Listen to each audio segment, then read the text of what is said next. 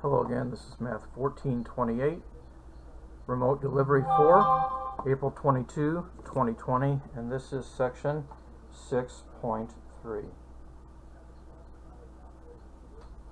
Use these devices. So we start talking about matrices, and these are motivated by representing this system of equations in this fashion, just using the coefficients, understanding that the x coefficients are here, the y coefficients are here, and on the other side of the equal sign we have the constants. This is called an augmented matrix, and the vertical line represents an equal sign. So this is called a matrix and an augmented matrix. And if I just look at these, the 2, minus 3, 1, and 4, that is called the coefficient matrix of the system. So the rows of the matrix are horizontal and the columns are vertical. We always talk about the rows first. So this is 2 rows and 3 columns. So it's 2 by 3. And the order of the coefficient matrix, just the x and y coefficients, is 2 by 2. So if a matrix has the same number of rows and columns, it's said to be square.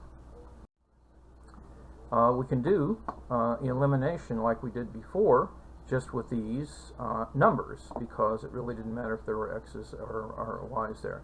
So we can interchange any 2 rows, multiply each entry in a row by the same non-zero constant, and add a non-zero multiple of one row to another row. So for example, if we were to solve this equation, 3 equations and 3 unknowns, I first would change it into an augmented matrix this way. And my goal is to do row operations to get it in this form, and then I can solve for what z is. I can substitute that in the second row and solve for what y is, and I can substitute both of those in the first row and solve for what x is. So if we do these row operations and we do some shifting around, we work to get this expression where we have 1's in the diagonal. So now we know that this z is equal to minus 1/2. We plug that minus 1/2 in here to solve for what y is, and I plug those 2 values into the top to solve for this. So I get at the end of the problem that x is 3, y is 7, and z is minus 1/2. This is an exercise that you can try to test your understanding of just using these coefficients. Now, we can do some of these row swaps and other operations using your calculator, and here's an example of the row swap that you can use. We'll talk a little bit more about this later. Something is said to be in row echelon form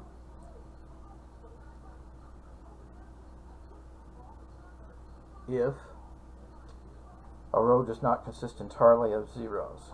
The first non-zero element in a row is a 1, and that's called a leading 0. If for any 2 successive rows, the leading 1 in the lower row is further to the right, and all rows consist of entirely of zeros are at the bottom of the matrix. And if we have a fourth property, and this is row echelon form, if we have a fourth property, it's called reduced row echelon form, and that's if each column contains a leading 0 everywhere. So which of the following are in row echelon form, and which, if any, are in reduced row echelon form? Well, matrices in A, D, and E satisfy the row echelon criteria and thus are in row echelon form. In B and C, the first non-zero elements of the first and second rows are not 1. In F, the row consisting of zeros is not at the bottom of the matrix. Thus, those are not in row echelon form. In D and E, we also have them being in reduced row echelon form. Now, reduced row echelon form is especially nice because if we have it in reduced row echelon form, we can simply read the solution off directly from the matrix, because this is x is 3, y is 7, and z is minus 1/2.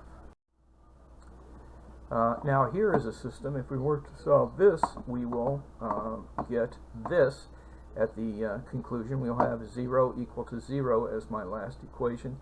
That means this is dependent, and I can solve for one variable in terms of another, and I get that x is minus z minus 2, y is minus z minus 3, and z is an arbitrary number. There are an infinite number of solutions. Here's an example where you can test your understanding of that. Similarly, if you end up with 0 equals 6, that means there is no solution. Now, we're going to solve that same problem using our calculator. So what we do is we use our calculator, and we will do matrices. So we will hit 7, and then this button that has the matrix there, and we will go over to Edit, and we will be editing matrix A.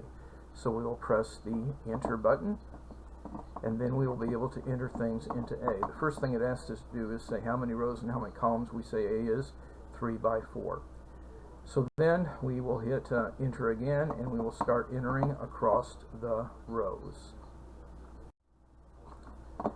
Here what I've done is I've entered the entire matrix, all of those numbers, and you should practice that probably too. Now, if I wanted to solve this using the reduced row echelon technique, what I would do is I would again go to Second, Matrix, and then I would go to, scroll over to Math, and scroll down to Reduced Row Echelon Form. I would enter this, and then I would go back to Matrix, and I would matrix names, and I would select A, and I would get this expression, and then I will press Enter, and I will get an answer. If I want my answer to be in fractions, I will hit Math and the fraction button, and I will get this as the answer. So you see I can get the same answer using my calculator as well. Now more than ever, time is precious. Each day must count. Do the math. It will make you strong. Take care of yourself and of others.